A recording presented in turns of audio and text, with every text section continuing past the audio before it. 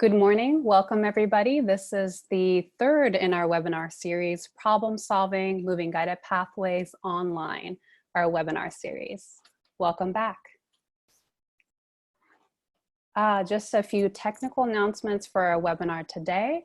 You as a participant will be muted for the duration of this webinar. Similarly, your video will be turned off upon entry. If you are joining by both phone and a computer/tablet, please make sure that you use your phone to enter your participant ID number. If you're having any technical issues, please ask for help using the chat function. Please type in tech and then whatever issue that you're having, and then our team member would message you privately to resolve that technical issue.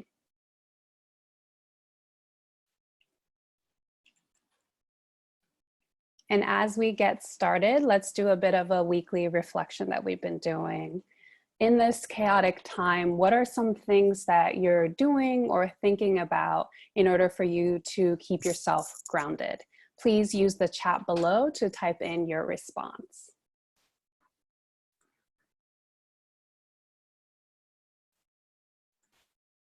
So as you type in your response, some of the things that I'm doing to keep myself grounded is actually quite small. I try to make sure that I make my bed every morning, and then I draw my shades to let the sunlight in, and just kind of having that new routine, at least for me, has kept me grounded. Okay, I see that Lisa, you're saying that you're meditating and walking the dog. Linda, going for a daily walk. Those are awesome. Very calming activities, it seems. Chris, picking flowers and herbs. Naomi says, watering the plants. Awesome. I notice a common theme here, which is really awesome. Nature and outdoor times. Oh, exercise at least 30 minutes a day. That's quite impressive. I just wanted to take this time for us to think about this, because it is really important to focus on the little things that we do have control over when the whole world seems to be out of control. Okay. Please keep those responses coming. Oh, one more. Read outdoors and go for walks. Awesome.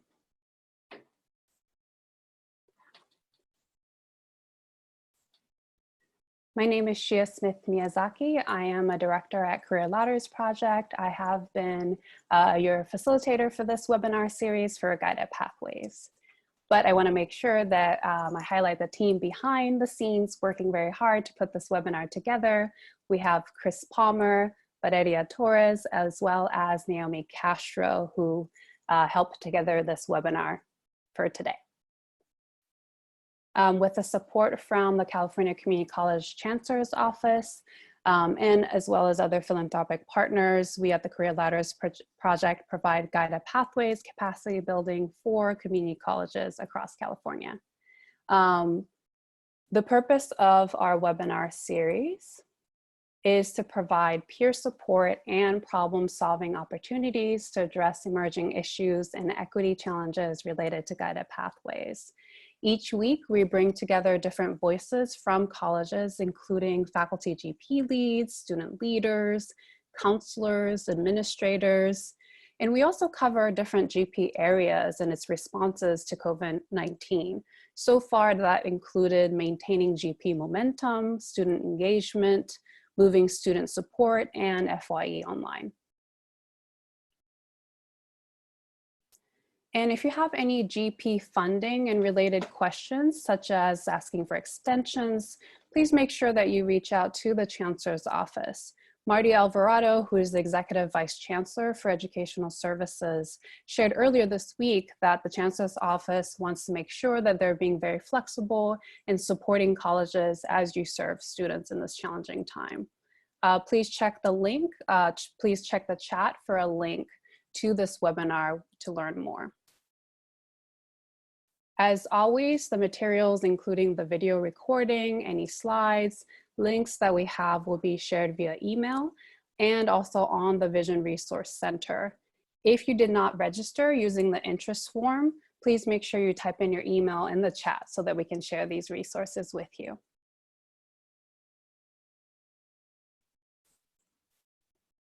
Okay, so how to ask questions during the webinar. Please use the chat function below to type in your questions. So if you have a question for a specific panelist, make sure you indicate the college before your question. And then if you have any general questions regarding guided pathways, make sure that you indicate that by stating general and then type in your question. If you have an approach that you'd like to share in response to participant questions or what's being shared in the webinar, please, we really encourage you to share these. You type in idea and then whatever approach or ideas that you have. And then again, if you have any technical issues, make sure to type in tech and then whatever challenge that you're dealing with.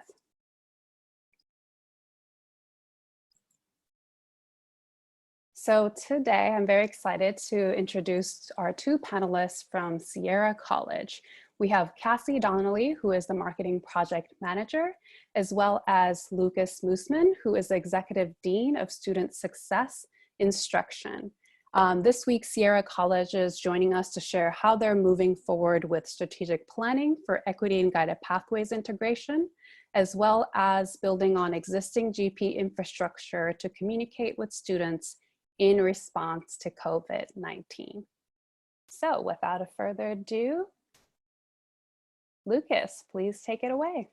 All right, good morning, everyone. I hope everyone is doing well and that all your families are happy and healthy during this time. Thank you to Career Ladders for allowing us to share a little bit about Sierra College's journey and guided pathways and some of our initial responses to the COVID-19 crisis. I'd like to start off by sharing just a little bit of background about the guided pathways efforts at Sierra College. It's difficult to share 3 to 4 years worth of work briefly, but we'll give it a shot. Sierra College was an early adopter of guided pathways. We began our journey in spring 2016 in response to some really deep exploration into our student data. What we found was that students at Sierra were not completing in a timely manner, if at all, and that data was even more problematic for our equity populations. At that point, it became a moral imperative for us to improve ourselves as a college. I included a picture of an old PowerPoint slide, which was actually the recommendation from our academic senate and college president to adopt a comprehensive guided pathways approach. Since that adoption in 2017, 2018, we've been on this journey and have multiple groups, and really everyone at our college has been working towards creating a college culture that looks for ways to improve our work on a daily basis. Next slide, please. One of the major components of our guided pathways work has been our evolution into interest areas, which is our version of meta majors. Here you can see our 9 interest areas displayed on the left. A central group that's involved in this work is what we're calling our interest area steering committee, which is a group of individuals that helps to direct and design and really guide our interest area work. Additionally, we have developed interest area teams for each of our 9 interest areas. Each team consists of a dean, an instructional liaison, a counseling liaison, and a support specialist as part of that interest area core team. Additionally, we have resource members from financial aid, evaluations, and various peer mentors as well. So this community of support is really designed to meet the needs of students within each interest area and really help to design the student journey of the students within that area. In addition to meeting as teams, we also meet regularly with all of the interest areas to help coordinate efforts so that students have a similar experience across the interest areas, a similar Sierra College experience. Like many of you in recent weeks, we've really struggled with how to continue this work in the COVID-19 environment. We've invested so much into this and we're seeing progress in these efforts as we sort of bring these interest areas to life for our campus that we didn't want to lose in this current environment. Next slide. One of the ways that we believe that we can make progress is through our case management efforts.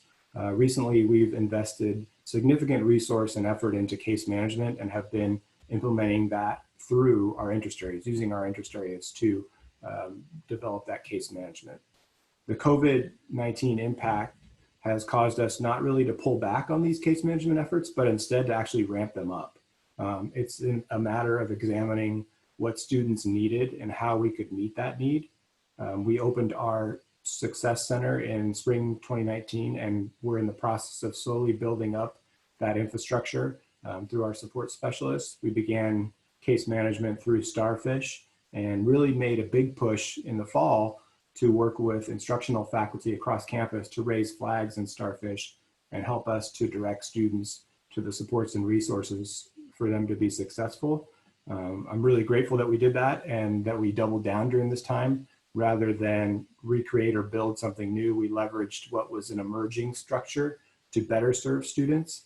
And I sort of say it's like water running downhill, and that you have to sort of go with it and find that path forward. You can see on the left there, the number of support needed flags that have been raised has more than doubled this spring already. And we expect that in a post-COVID-19 environment, we will have this system running more efficiently and student and faculty awareness at a much higher level.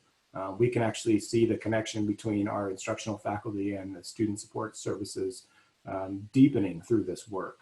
So our support specialists are not only using Starfish to case manage students, but have recently started diving fully into Microsoft Teams to collaborate internally on their work. And we're excited about that.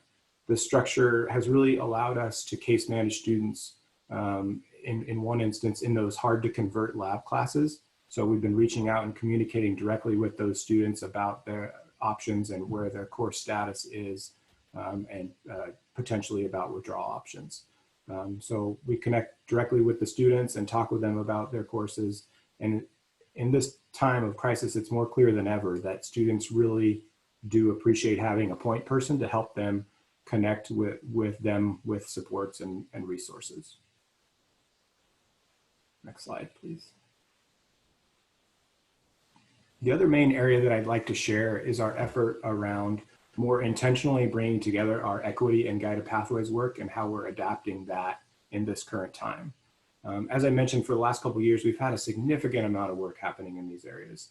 New committees and work groups have been popping up, and we have lots of resource and energy invested in this. As many of you have probably also felt, this has created a level of fatigue and overwhelm for our college community. And our belief was that some of that was due to the uncertainty and lack of clarity around goals. People want to be able to see themselves and their jobs, in particular, in this guided pathways work. We believe that the next evolution of our work was a more thoughtful embedding of equity into our guided pathways work. Last year, our college, led by our president, Willie Duncan, helped to solidify what has become our two overarching goals. Number one, student success, and number two, elimination of equity gaps, and really to help align our college goals with the Vision for Success goals. If you ask employees at our college, they should be able to tell you that those two items are our main goals as a college campus. Along with that, in an effort to be more strategic, we began a strategic planning process which focused on not only those two goals, as well as working to embed a culture of assessment within our college. I don't know about you all, but at Sierra College, we're extremely good at starting new initiatives and adding work to our already full plates. So we needed to start taking a more thoughtful approach to that. Starting slow with front-end assessment that really allowed us to then go fast as we got further into the planning process. So we began a strategic planning process this fall with all of our committees working on logic models, which you see here, to help determine what activities we should focus on and prioritize. In addition to our two main goals, we had established sub-metrics for each of those goals. So we asked each of our committees and work groups to work on these logic models for the 8 metrics that supported our two overarching goals and really create a through line so that we could see the direct impact on our students and how our work was impacting them. And the conversations were fascinating. Providing space and time for groups to have a more critical conversation helped us to focus on what we believe to be the most impactful for our students. And it also provided a unique perspective. For example, you could see where two groups would be working on the same activity, but actually have no idea that there were other groups working on it simultaneously on campus. So People were really craving clarity and focus, which I think in this environment with COVID was only heightened as well. Next slide, please. Once we captured the activities submitted by all of our various committees and work groups, we cultivated them into a high-level district plan. This had 80 activities across 7 different themes, such as career, professional development, instruction, student support, etc. Now the relationship to the activity and the metrics that were listed are not by any means not an exact science, but it really helped us to start the conversations on the front end and help the groups to have that dialogue.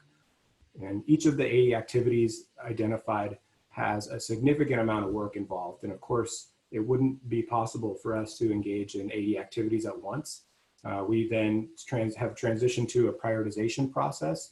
And this has been a great process by which we've used our participatory governance structure, and each of our senates prioritized the activities within each theme.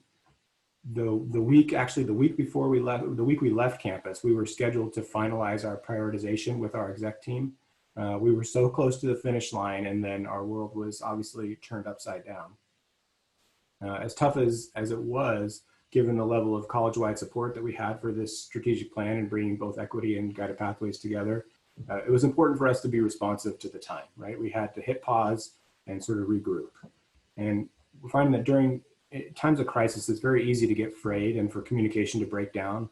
It's even more important for us to come together really collaboratively and work on problems, which is what I think we've done in our adaptation of this plan in a going forward way. Next slide, please. In conversations with our president and our academic senate, we had to look at the equity and guided pathways plan and work to find ways that we could leverage it rather than scrap it. You know, there was a sense of people wanting to put things on a shelf and not move forward. But we had to really hit the pause on the prioritization and temporarily examine the activities, which we had already brought through. You know, we had broad buy-in on the activities through our governance process. So what we did was we really looked for activities that could support our online instruction and student services. On the side, you'll see some of the items that we've identified as potential items, which in a previous world were identified as priorities, but now have a very different feel to them as we work to begin this work remotely. So we worked quickly to establish a virtual steering committee that included, members of what would likely be members of the future group to begin projects in the full strategic planning committee in the fall. So this past week we met for the first time and have started to build out project teams to begin working on these activities. In the meantime, we reestablished a slightly altered timeline and are now back on track to complete our full prioritization plan of the plan this spring. So this allows us to leverage something and activities that had broad college participation and buy-in by sort of looking at them with a different lens. I kind of liken it to those, I'll age myself here a little bit, those old science workbooks where you would have, for example, a picture of the human body and you would fold over a transparency for the skeletal system. And then you would fold over another transparency for the nervous system and sort of layer on this a virtual activity list to look at what we were already doing and how we could sort of leverage that. So it was important to us to look at the plan and see how we could meet student needs given the current situation that we were in. For example, on our original plan, number 80 on the bottom there, activity number 80 was to examine the technological needs of students. So that was something that we, wanted to do anyways, which vaulted right to the top of our list as we started to virtualize some of this work. So our research office has already deployed a survey to look at how we can support students in this transition. And we're starting to, disperse those results and make some adjustments based on the results that we're finding. So it's been a fascinating look both on the front end, and I imagine that we will continue doing that sort of evaluation and assessment of student technological needs in an ongoing way. So as we sort of bring this short-term virtual Sierra work, it's really going to help us with our continuous improvement and our remote instruction and student services, and make progress on the strategic plan that we had, and really use this as a sort of a bridge back into our full plan by the fall semester. So that's where we're headed, I think, overall on that piece of it. So I think a possible takeaway is that in these times, you know, the instinct may be to throw some guided pathways work out or put it on hold in a way that doesn't seem to, you know, doesn't seem to fit. But I think often with collaborative conversation and a critical look, you can find ways within that really move forward and meet the moment we're all in and help to meet the needs of our students and where they're at in this given time. All right. Any questions?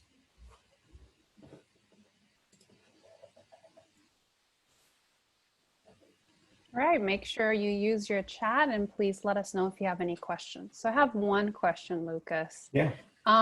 So Linda says, growth in case management is really impressive. Is there a plan to extend case management across all the interest groups for all students? Are some students receiving high touch versus others? Is it as needed? How are you kind of doing the case management? Yeah, good question. So it is across all of our interest areas. Our case management is happening across all the areas. So we have, as I mentioned in the teams, counselors and support specialists assigned to interest areas. So they're working within that interest area to support those students. And as you know, the student needs are very diverse across campus. And it's interesting to see the personalities and sort of needs develop around a particular interest area. So it's not a one-to-one ratio in terms of how we support those students, but it's been interesting to see what the needs are of the different interest areas and what, you know, what their academic and career goals are within the interest area and how we might support them. So the counselors and the support specialists in those areas are really getting training in the aspects of learning about the work of that particular interest area. So previously you would have individuals in student support services that were what we like to say were an inch deep and a mile wide. You know, they had to know a little bit about everything. This allows us to have the depth there.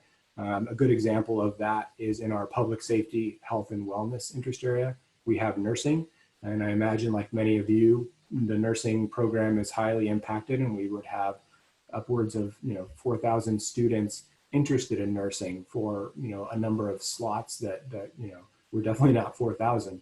So the counselors and student services folks, the sports specialists, could work with those students to really find out, is nursing what they want to study, or is that something else in allied health, or help to sort of case manage those students and help them find a career and educational path that meets their needs. Thank you. And I have a related question about the caseload management. What is your average caseload number of students per staff? That is a good question. I don't know that off the top of my head. I can find that out, but it's not a ratio in terms of every support specialist has the same caseload. As you can see within our interest areas, certain areas have more programs of study than others. So you will have a diversity of needs, and some students and some interest areas have higher needs than others. So there's definitely a balance there, and we're constantly looking at that and seeing if we need to shuffle things around a little bit in terms of case management. Thank you. And are the teams relying on Starfish to identify students that need support, or are there other ways that you're identifying students in need of support? Yeah. No, definitely not only Starfish. That's one area where we're trying to build the case management so that we have a centralized space to do that, and really as a way to engage instructional faculty to help us identify that. As we know, instructional faculty get to see these students for a lot of time.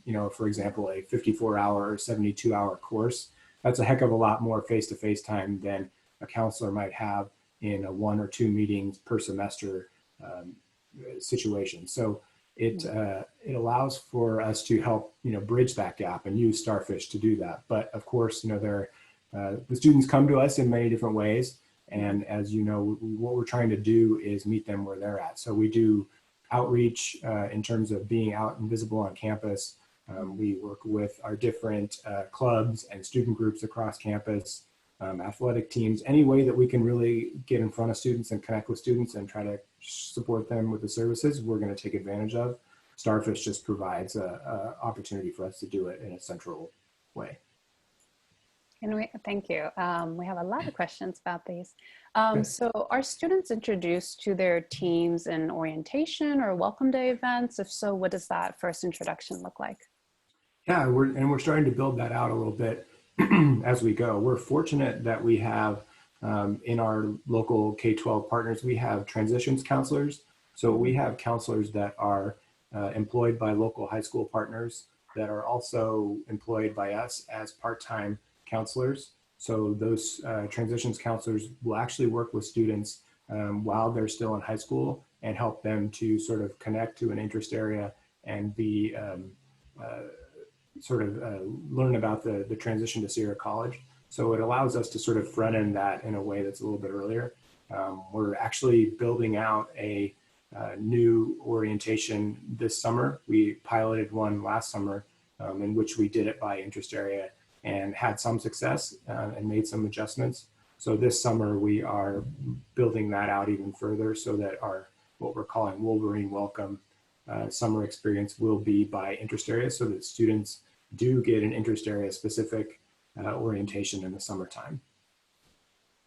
Thank you. And speaking of summer, we have a question from Lisa. How do you roll GP out in the summer when most are off campus? That's a good question. Yeah, it's going to be interesting to see how that works. And I'm not sure, Lisa, if your question's related to students exactly or to faculty and staff.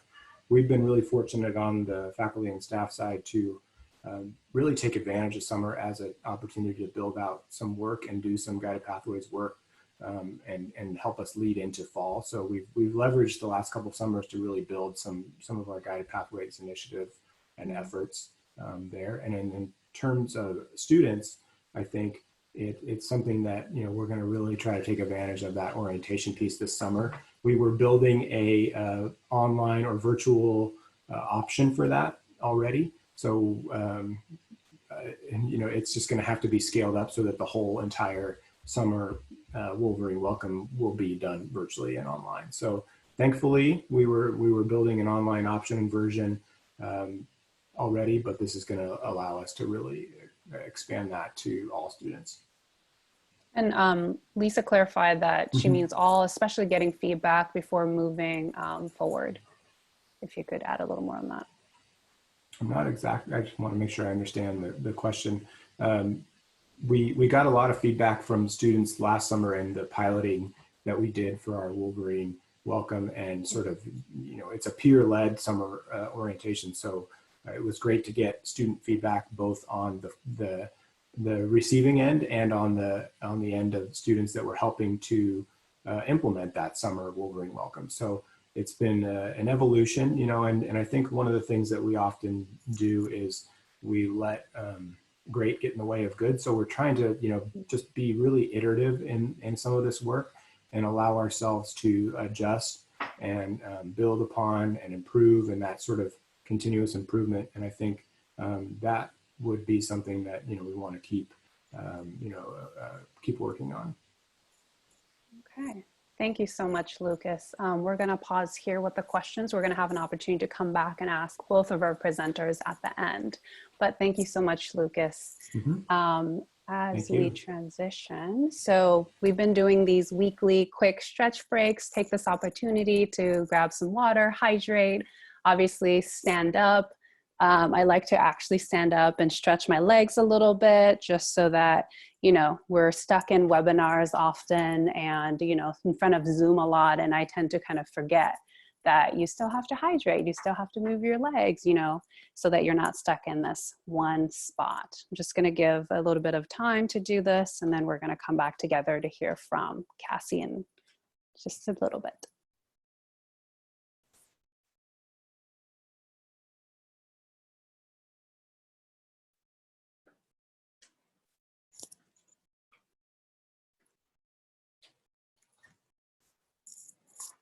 Okay.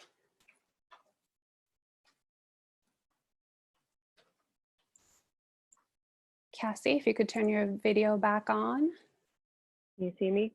Yes, I believe so. Oh, no, actually I don't. No? Oh, sorry. If I hit the button. Can you see me now? Yes, okay, so, all right, let me just go back to your slide. Here you go. Cassie, take it away. Awesome, thank you. So Lucas really touched on kind of the higher level way that we're taking guided pathways work in this new time. But what I really want to do was kind of delve into one specific aspect of something that has really been a challenge for us is student communication and how we communicate all these changes, all these things that we're doing to students, because this time has a lot of information, not just coming from us as a college, but all in the world. So how do we make sure that we're communicating clearly with students in this ever-changing and unpredictable environment, which is also another challenge, is how do we, when we don't really know what the answers are, how do we make students feel like there's a steadiness and a stableness of what we're offering at the college. So next slide. So in communication, the communication context of how we try to approach how we talk to students about this time is we really had different phases. I thought about this as I was putting the presentation together. Is we started off in phase one was like the survival phase of, okay, what are we going to be open? What does this look like for me?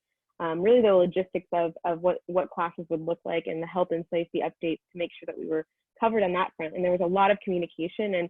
And if you've ever seen me talk before, our college is really specific about how we try to make sure that our communication is timely. And this was just like timely information all the time. So our students were overwhelmed in phase one. We were communicating with them a lot. And so phase two, we really tried to then go, okay, so now that we have some stability, what does this look like for how we can support them in this new environment? Because a lot of our students were really, they had said, I'm not trying to be an online student. I don't want to do that. So how do we make them feel comfortable to complete this semester and to continue on in this new environment? So how do we then consolidate these remote resources, not only for our students, but also for our faculty and staff, because our faculty and staff, some of them are in new environments as well.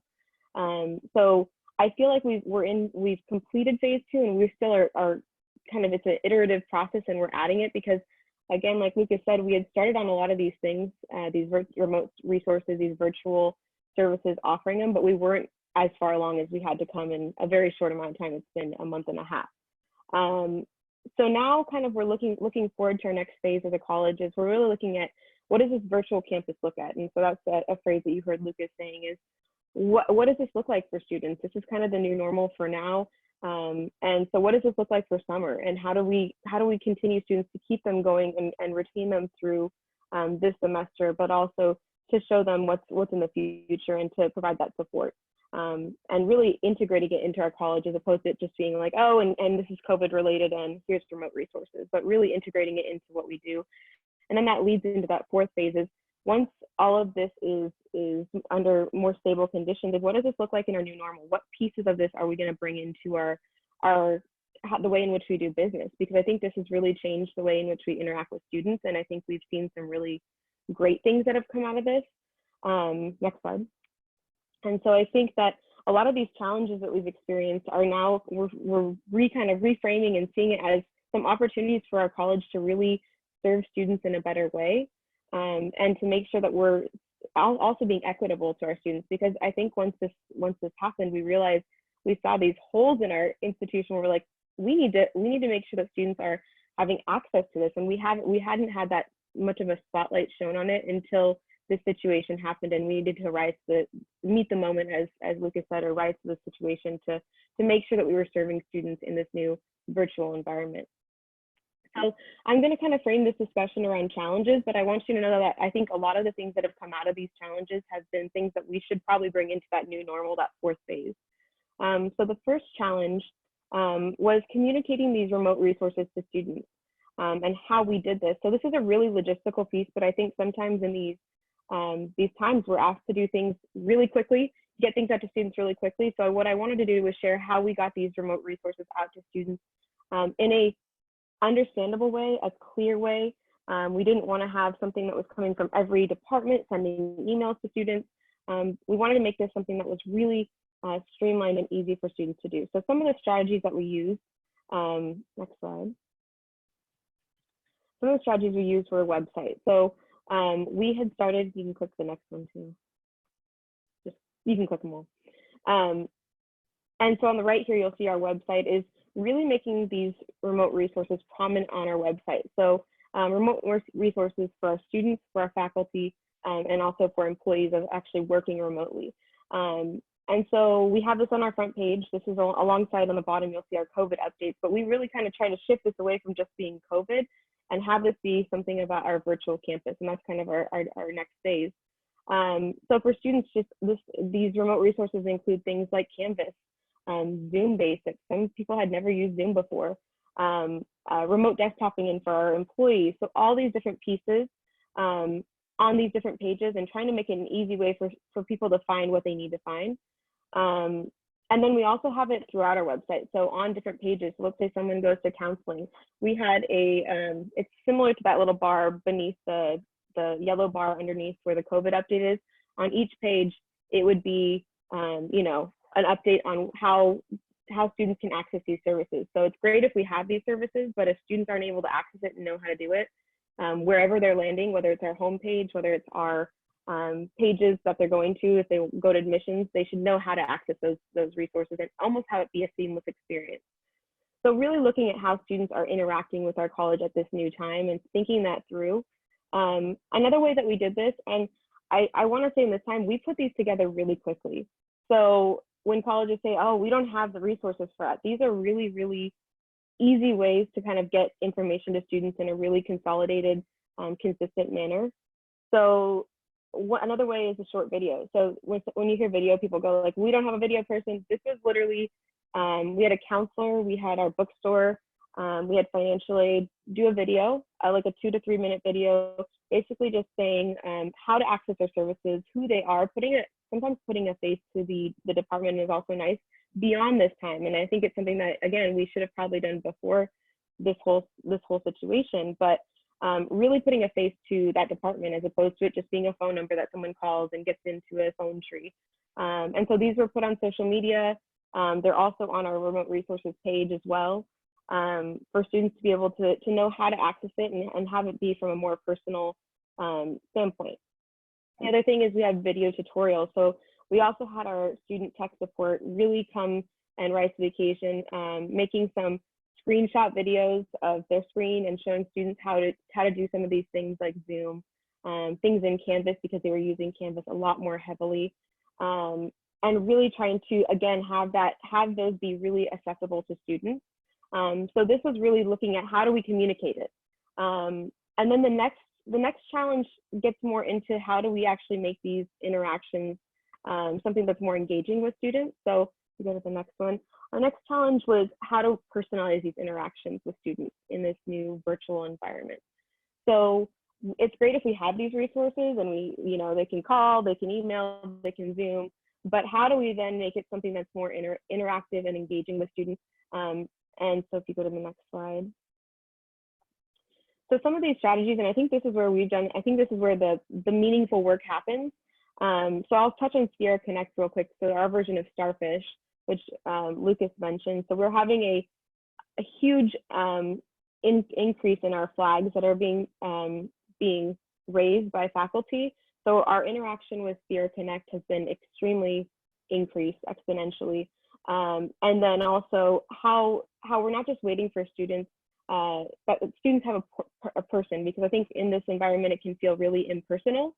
So making sure that they know who their person is, which is embedded in their interest area, has been really helpful, especially in these times. I think that it's great even when it's on ground, but even more so in these times. Our mobile app is a unique one. We launched our mobile app last August, and we thought we were going to have no interaction. I remember the app developer telling us, like, have a student leader post on your mobile app to get some kind of conversation going. When we launched our mobile app, we had 2,000 downloads within the first week. So students were craving it. It kind of showed us that students were craving interaction, and actually having that platform up and running for us has been really helpful in these times where students are feeling even more so disconnected. This isn't something that we as a college get involved in, but this is something that even with that having those meaningful interactions, it's student-to-student interactions. So currently we have anywhere between, depending on the time of the semester, 1,500 to 3,000 active users, depending on the day or the week of where they are in the enrollment cycle.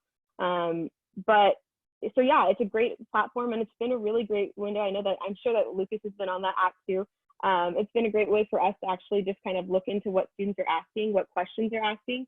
So it's not only been great for students to have that interaction peer-to-peer, but also to have us as staff members not interacting with it because that's a student forum, but really looking at what are the things that students are coming up against and what are the struggles that they're having and what are the things that the barriers that they're coming up against and integrating that into what we do. So it's been kind of a nice, and we talked about, somebody had talked about surveys in the chat, but this is kind of our ongoing live stream of what students are talking about. It's not always completely relevant to college, but most of the time it's a nice little picture into where students are emotionally, academically. So that's been a great resource even in these times, especially because we don't have students on campus. Other things that we've done is outreach has had virtual office hours. So we talk a lot about our current students, but we still have a lot of students who are coming into our college as well. So we've had to also, in our communications, try to figure out how do we interact with students who are looking to become a Sierra College student, and it's not in the traditional way that we typically will onboard them. So we've tried to have, not only with outreach, I think financial aid has also had virtual hours of just having a Zoom available for students to ask questions, because students have a lot of questions, and this is something we got that tipped us off from the app actually, is students were going like, I can't get in touch with this department. So opening that up and having those more deep interactions with students that even when we were on ground, I would say we didn't have as much as we did. So I think, again, these are things that we're going to bring into what our new normal looks like when we go through this process. So virtual hours is one, and then also something that I told Shia this when we were talking about the prep is, this has taken us 3 years to get. I've been trying to get a Facebook Live for 3 years, and finally this is what tipped it off to do our first Facebook Live. So we had our president do a Q&A, and this was actually a really great opportunity for our president to, it's kind of his first interaction with students and putting a face to it as opposed to just being a picture on the website. So it was a great opportunity for him to interact with our students, ask questions. This was done right after it was really kind of this uncertain time. So there had been a lot of communications that went out, but he really wanted to go on and try to answer some of those questions because we couldn't get to, some students would see some communication, some wouldn't. So just as a way to kind of level, here's what's the current status. And it was a nice way to break those walls and to have students interactively in the moment, commenting on what he was saying and asking questions to him. We've also had Facebook Lives with outreach and financial aid. So it's been a really great way to kind of open our offices up and say, okay, what questions do you have? And in the moment answering their questions. And so this is completely new for us. Again, I think I put it together within a few days and we just tried it out, and I think it was really well received. I think we had on the President Q&A about 2,000 views on it, 2,200 views on it. So students were wondering, students were looking for those kind of questions to be asked, and sometimes it's not always by email. And I think we've really done a good job of honing in on, we have our student communication specialist who's really done a good job of planning those emails so that they're done at the right time. But some students, especially in this time, are just on information overload. So figuring out many different ways to meet these students where they're at, and to try to make sure that we were meeting this moment, but also how can we make some of these more practices more sustainable as we move forward. And I think that there's been, once we did the President Q&A, that's when we said, hey, we want to do one. And financial said, hey, we want to do one. So I think these are really great ways, and they're really easy ways. And that's what I think I want to kind of make sure is the takeaway here is that these are things that you can get together within a day. Have somebody put their webcam, record them, put it on social media, put it on your website. So there's a lot of really easy ways to reach out to students and to make students feel like they are supported, because I think that's what a lot of the problems here is that students are feeling like, if I don't have that on ground, I'm going to lose that support. And I also don't already feel. So I think that through these mechanisms, we're able to start to build that support up, make students feel more comfortable that they can complete the semester, but also that they can continue on into the next semester, even if it's in that virtual format. I think that's, do I have anything else, Shia? I think that was my last one. Yep. Thank you, Cassie. I have a couple of questions from the comments. How did you, or who developed the mobile app? How are you managing the increased traffic and demand you mentioned with Sierra Connect in this transition? Sorry, those are two questions. I thought there were one, but no problem. One about the app and one about Sierra Connect. So we're working with an app developer that's called Ready Education. And so it's basically, it's a nice way that students can, I think we don't have the registration open, but they can eventually register for classes. So they can do almost everything from the mobile app. And that was developed, we had an app way back, and then they changed over to Ready Education. So we really decided to have our student communication specialists develop that and really have that as another way to communicate with students. Again, we didn't know if it was going to be successful and if students would even want to be on the app, but students do. They were craving engagement, and so you know, they engage still, even when it's a downtime in the semester. They're engaging with each other about, you know, doing GIFs and all those things. But you know, just a nice way to reach out to students, to other students, and actually some of them have met with each other. So just really nice way to have student-to-student interaction. And then you mentioned, for folks on the webinar who might not be familiar, the role of student communication specialist. Can you tell us a little bit more about that? Yeah, so we, our communication specialist started in 2016, and it came out of the need for our college to really look at our communications and see, what are we communicating to students? When is it going out?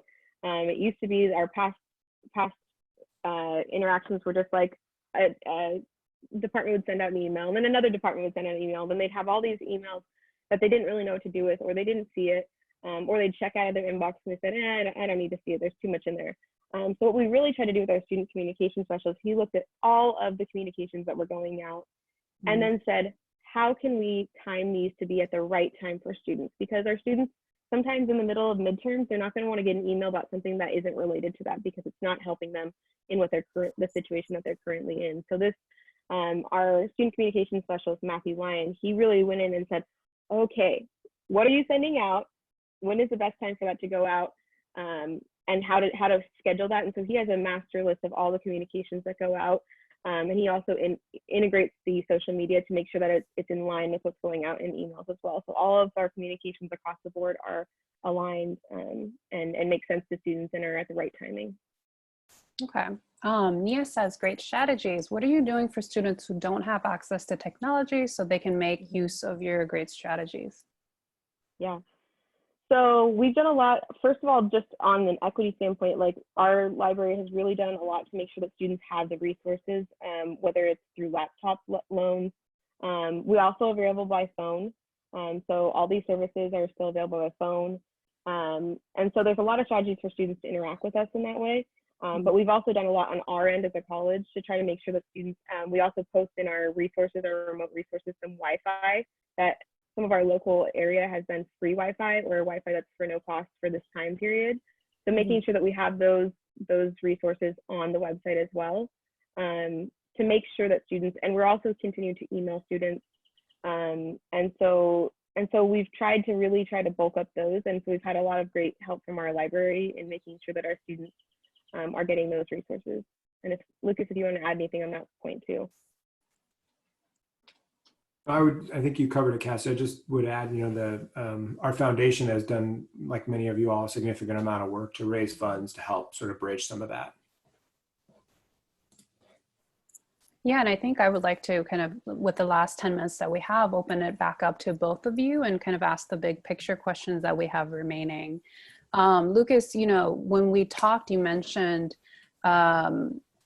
there were some exciting next steps that you wanted to kind of share, if you don't mind sharing some of those as well. I think people find those interesting. Sure. One of the things that we're working on that we're excited to sort of keep diving into is our participatory governance components of the college. So we found that in the guided pathways world, sometimes our traditional participatory governance pieces are not quite nimble enough or sufficient, or we have overlap in different aspects. So we've been in the midst of a governance redesign process for the last year. So we're excited about that process moving forward and seeing, where it takes us in terms of how we might better situate ourselves as a college to meet the needs of our students. And part of that is to, more greatly incorporate student voice into that work. So we're excited about that direction going forward. Thank you. And then Cassie, back to you. Can you talk a little bit more about your role within the Guided Pathways effort and how communication has played an integral part of that effort even prior to and now, especially more so during COVID-19? Yeah. So when I started this work, so I was in our first original group for Guided Pathways called Reengineering for Student Success, R4S. And I started off as a classified staff member. I was working in the hub, which is our student help center. So I think from my original role, and I was really trying to bring the student voice into that group because I worked directly with student workers, with the students who are coming in, having questions who are new to our college. So in the work that I'm doing now, and that role has really shown me that there's, we don't always know what students want. And I think it's really important to make sure that we're on the pulse of what students' needs change, especially in this time. This is an unprecedented time. So we can't just go on with what we've done before. We need to make sure that we're listening to what students are having struggles with and making sure that we're able to then respond appropriately and not just go, this is how we've always done it, which we haven't done it like this anyway before, but this is how we always done it, and we're just going to continue on as is. We've been trying to really do new strategies and new ways to communicate with students to meet them where they're at, as opposed to trying to just impress of this is how we do it, or oh, we just want to do phone because it's easier. Really trying to listen to what students prefer, but also giving a lot of options depending on the student's preference. Thank you, Cassie.